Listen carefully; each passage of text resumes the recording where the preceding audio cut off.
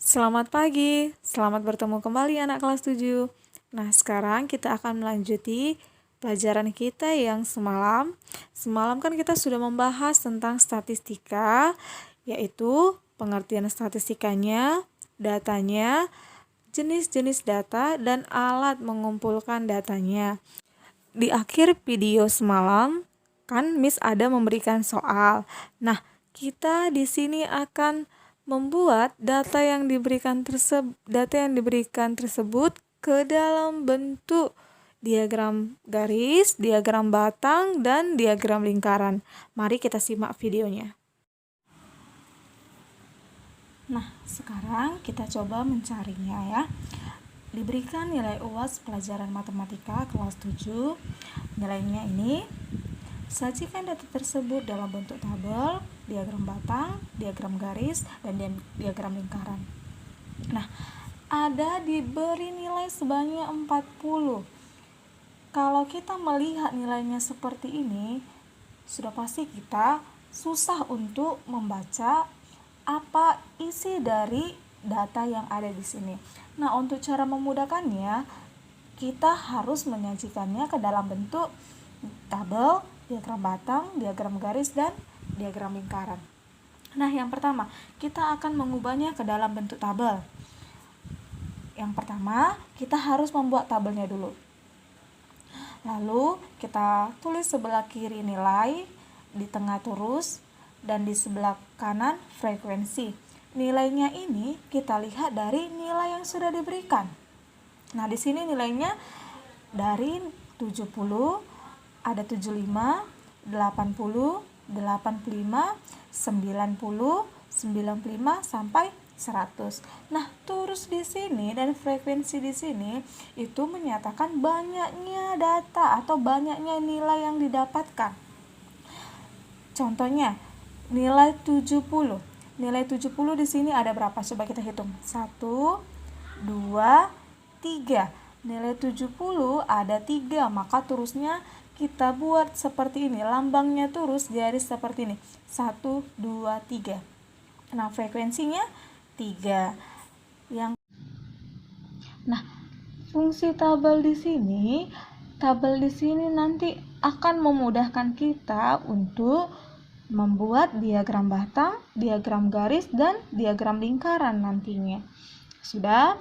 Nah, diagram batang. Untuk menggambarkan diagram batang, yang pertama sekali kalian lakukan, kalian gambar sumbu si X dan sumbu si Y-nya. Sudah? Setelah kalian gambar sumbu si X dan sumbu si Y-nya, si X ini kita buat dia sebagai si nilai. Sumbu si Y di sini kita buat dia sebagai si banyak siswa atau si frekuensi, sama ya. Di sini kalian buat banyak siswa boleh. Kalian buat frekuensi juga boleh. Nah, sekarang kita tulis nilai-nilainya. Nilainya tadi ada berapa aja? Ada yang mendapatkan nilai 70, 75, 80, 85, 90, 95 sampai 100. Kita tulis di sini. Bisa? Nah, sekarang ke banyak siswanya atau frekuensinya dari 0 sampai 10. Kenapa kita buat batasnya di sini 0 sampai 10? Karena lihat frekuensinya nih. Angka tertinggi frekuensi atau banyak siswa yang mendapatkan nilai hanya 9 orang yang paling besar. Maka di sini kita buat batasnya cukup sampai 10. Nah, kalau frekuensinya di sini ada terbesar 20, maka batasnya pun kita buat 0 sampai 20. Jadi ini bukan ketetapan 0 sampai 10, tergantung frekuensi yang sudah didapat, seperti itu ya. Lalu, yang mendapatkan nilai 70, kita lihat di tabelnya tadi, yang mendapatkan nilai 70 ada 3 siswa. Maka kita gambarlah batangnya. Di sini tadi 70, 3-nya di sini. Maka batangnya di sini diagram batangnya. Ini batangnya. Nah, yang mendapatkan nilai 75, kita lihat tadi 75. Ada sebanyak 6 siswa. Kita gambarkan diagram batangnya sampai 6 batasnya. Nah, ini dia. Yang mendapatkan nilai 80 tadi ada sebanyak 7 siswa. 80 kita gambar batangnya ada sebanyak 7 siswa. Nah, begitulah dia sampai nilai 100. Nilai 100 ini kan ada berapa siswa tadi? Ada 3 siswa. Kita gambarkan batangnya sampai di sini. Nah, seperti inilah cara menggambarkan diagram batang. Bisa? Nah, sekarang coba kita baca sama-sama diagram batangnya. Yang mendapatkan nilai 70 ada sebanyak 3 orang. Yang mendapatkan nilai 75 ada sebanyak 6 orang. Yang mendapatkan nilai 90 ada sebanyak 8 orang. Nah, dengan membaca diagram batang inilah kita lebih mudah untuk mendapatkan informasinya yang tadi dibandingkan dengan data yang banyak seperti ini. Bisa? Bisa kan? Sekarang kita mencari atau menggambarkan diagram garis. Nah, diagram garis ini sama seperti diagram batang yang tadi. Hanya saja perhatikan hasil akhirnya dia akan berbentuk garis. Bisa ya? Diagram garis. Langkah yang pertama yang harus kita lakukan, kita buat atau kita gambarkan sumbu si X dan sumbu si Y-nya. Sudah, yang menjadi sumbu si X tadi sebagai si nilai, yang menjadi sumbu si Y tadi sebagai frekuensi atau banyak siswa. Nah, kita tulis nilainya di sini. Semua nilai yang ada di tabel ini tadi kita tulis di sini. 70, 75, 80, 85, 90, 95 sampai 100. Batas frekuensinya kita buat 0 sampai 10. Kenapa 0 sampai 10? Karena frekuensinya di sini batasnya hanya sampai 9 saja, kan? Nah, sekarang yang mendapatkan nilai 70 ada 3 orang. Kita hubungkan titik-titik dari 70 sampai ke 3. Ini dia. Sudah, kita buat titiknya di sini.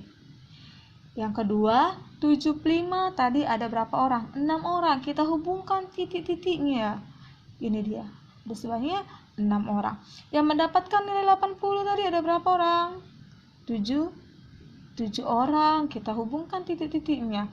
Dan begitu sampai yang mendapat nilai 100. Ada 3 orang. Ini dia.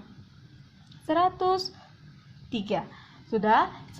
Setelah selesai kalian buat titik-titiknya atau kalian buat garis-garisnya tadi, hubungkanlah semua titik yang sudah kalian buat tadi. Tadi titik yang pertama di sini kan 3, kita hubungkan ke 6, kita hubungkan ke 7, kita hubungkan ke 9, ke 8, ke 4 sampai ke 3. Seperti inilah diagram garis. Seperti inilah cara membuat diagram garis. Mudah kan? Nah, coba kalau kita baca diagram garisnya. Cara membacanya sama seperti diagram batang tadi. Yang mendapatkan nilai 70 ada sebanyak 3 siswa. Yang mendapatkan nilai 75 ada sebanyak 6 siswa.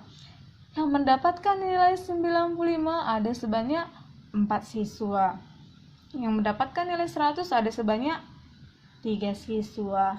Lebih mudah kan membacanya? Sama seperti diagram batang yang tadi. Jadi seperti itulah cara menggambarkan diagram garis. Nah, sekarang kita mencari atau menggambarkan diagram lingkarannya. Untuk pertama sekali, kita harus mencari persentasenya. Nah, tadi kan sudah kita buat nilai dan frekuensinya. Nah, untuk mencari persentasenya, rumus yang kita gunakan yaitu frekuensi per frekuensi total dikali 100%. Nah, frekuensi yang mendapatkan nilai 70 frekuensinya 3 atau banyak siswanya 3. Maka persentase yang didapat tadi kan frekuensi per frekuensi total. Frekuensinya berapa? 3. Frekuensi totalnya ini tadi semua ada 40. Berarti 3/40 dikali 100%. Dapatlah dia 7,5%. Nah, untuk nilai yang kedua, nilai 75. Frekuensinya tadi atau banyak siswanya ada 6.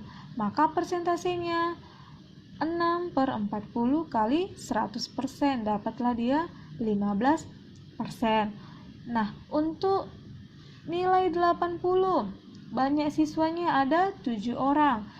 Persentasenya 7/40 kali 100%. Hasilnya 17,5%. Nah, begitulah seterusnya sampai yang mendapatkan nilai 100. Setelah selesai kamu cari persentasinya, totalkanlah hasil persentasinya. Jumlah keseluruhannya harus 100%. Jika tidak 100% berarti kamu ada kesalahan di perkaliannya. Bisa ya, totalnya harus 100%. Nah, langkah yang kedua, kita mencari sudut pusatnya setiap nilai yang sudah diberikan. Rumus yang kita gunakan, frekuensi per frekuensi total dikali 360 derajat. Kenapa kita kali 360 derajat? Karena satu lingkaran itu besar sudutnya ada 360 derajat. Nah, cara mencarinya kita lihat. Nilai 70, frekuensinya 3, maka sudut pusatnya, tadi kan frekuensi per frekuensi total dikali 360, maka 3/40 kita kalikan dengan 360 derajat, dapatlah 27 derajat. Itu untuk nilai 70. Nah, yang mendapatkan nilai 75 ada sebanyak 6 siswa, maka 6/40 kita kalikan 360, hasilnya 54 derajat. Nah, begitulah seterusnya sampai yang mendapatkan nilai 100 derajat. Nilai 100 derajat yang mendapatkan nilai 100, 3/40 dikali 360, dapatlah dia 27 derajat. Sama seperti persentase tadi, semua hasil derajatnya harus dijumlahkan dan totalnya harus 360 derajat. Jika tidak 360 derajat, kamu ada kesalahan di perhitungannya. Bisa? Nah, setelah kita cari sudut pusatnya, barulah kita ke diagram, barulah kita masuk ke diagram lingkarannya. Setiap sudut yang sudah kita cari, kita gambarkanlah ke lingkarannya. Kan kalian sudah belajar menggambar besar sudut. Nah, di sini kalian terapkanlah yang sudah pernah kalian pelajari. Besar sudutnya yang 20, besar sudut nilai 70 ada 27 derajat. Nah, kalian gambarkanlah di sini. Harus menggunakan busur ya. Gimana? Dari penjelasan yang diagram batang, diagram garis, dan lingkaran. Miss rasa semuanya sudah bisa ya? Kalau belum bisa, bisa tanyakan langsung ke Miss atau bisa ditanyakan melalui WA. Nah, setelah kita membahas diagram batang, diagram lingkaran, dan diagram garis tadi, Miss ada pertanyaan. Kan tidak setiap data yang kita sajikan bisa kita buat ke dalam diagram batang, diagram garis, diagram lingkaran kan? Yang menjadi pertanyaan Miss, data seperti apa yang bisa kita sajikan ke dalam diagram batang? Data seperti apa juga yang bisa disajikan ke dalam diagram lingkaran? Dan data seperti apa juga yang bisa kita sajikan ke dalam diagram garis? Kalau sudah dapat jawabannya, bisa langsung dikirimkan melalui WA ya. Miss tunggu.